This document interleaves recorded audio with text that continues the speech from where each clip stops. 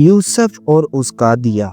پہاڑوں کے درمیان واقع ایک چھوٹے سے خاموش اور سادہ گاؤں میں یوسف نام کا ایک غریب مگر بے حد ایماندار آدمی رہتا تھا۔ یہ گاؤں اونچے پہاڑوں کے سائے میں بسا ہوا تھا، جہاں صبح سورج دیر سے نکلتا تھا اور شام جلدی اتر آتی تھی۔ لوگ سادہ تھے مگر زندگی سخت تھی۔ یوسف کے پاس دنیا کی کوئی بڑی دولت نہیں تھی، نہ کھیت، نہ مویشی، نہ سونا، نہ چاندی، بس ایک چھوٹا سا مٹی کا گھر، چند برتن اور ایک پرانا تیل کا دیا تھا۔ یہ دیا اسے اپنے والد سے وراثت میں ملا تھا۔ یوسف کے والد اکثر کہا کرتے تھے، بیٹا یہ دیا صرف تیل اور بتی سے نہیں جلتا، یہ نیت سے جلتا ہے۔ یہ بات یوسف کے دل میں بس گئی تھی۔ اپنا گزر بسر کرنے کے لیے یوسف دن بھر مزدوری کرتا، کبھی کسی کھیت میں کام، کبھی لکڑیاں کاٹتا، کبھی پہاڑوں سے پانی لانا۔ اکثر ایسا ہوتا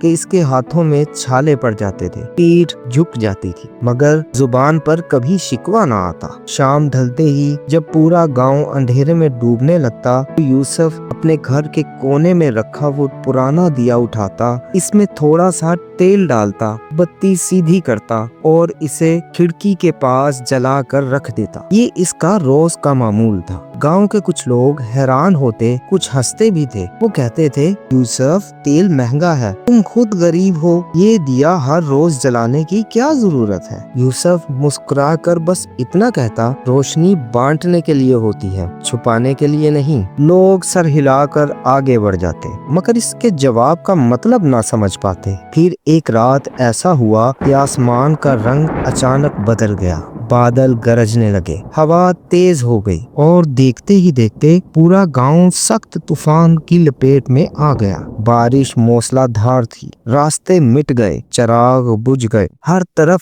گھپ اندھیرا چھا گیا، پہاڑوں کے بیچ راستے خطرناک ہو گئے۔ جو مسافر گاؤں کے قریب تھے وہ خوف میں مبتلا ہو گئے۔ اسی اندھیرے میں یوسف نے حسب معمول اپنا دیا جلایا۔ ہوا کے جھونکوں سے دیا بار بار لرزتا، شعلہ کبھی چھوٹا ہو جاتا، کبھی تیز۔ وہ دیا بجھا نہیں۔ دور پہاڑی راستے پر ایک مسافر بھٹک رہا تھا، بارش، اندھیرا اور خوف۔ وہ مایوس ہو چکا تھا۔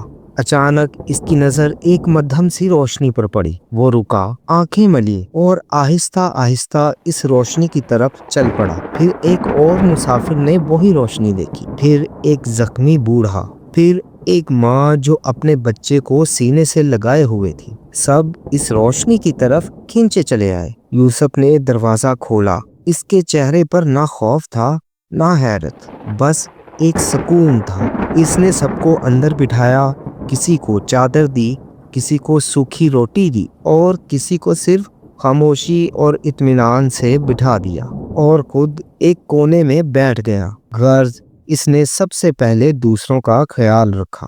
رات گزرتی رہی، طوفان تھمتا گیا۔ جب صبح ہوئی تو آسمان صاف ہو چکا تھا، سورج کی کرنیں پہاڑوں سے جھانک رہی تھی۔ مسافر یوسف کا شکریہ ادا کر کے رخصت ہو گئے۔ گاؤں کے لوگ جمع ہو گئے۔ انہوں نے حیرت سے یوسف کو دیکھا اور کہا، تم خود غریب ہو، پھر بھی تم نے سب کی مدد کی، کیوں؟ یوسف نے نظریں جھکا کر نرمی سے جواب دیا، جب دنیا اندھیری ہو جائے تو ایک چھوٹی سی روشنی بھی کسی کی جان بچا سکتی ہے۔ سال گزرتے گئے، یوسف وہیں رہا، سادہ، خاموش، روشن دل۔ لوگوں نے بھی سیکھنا شروع کیا۔ کسی نے راستے میں چراغ رکھ دیا، کسی نے مسافر کے لیے پانی اور کسی نے بھوکے کے لیے روٹی۔ پھر ایک دن ایسا آیا جب یوسف خاموشی سے دنیا سے رخصت ہو گیا۔ نہ شور، نہ اعلان، بس ایک سادہ سا جنازہ۔ لوگ کہتے ہیں کہ جس رات اسے دفن کیا گیا، اس کی قبر کے ارد گرد ایک عجیب سا سکون تھا، جیسے وہاں روشنی ہو۔ تب جا کر گاؤں والوں کو یوسف کے دیے کا مطلب سمجھ آیا۔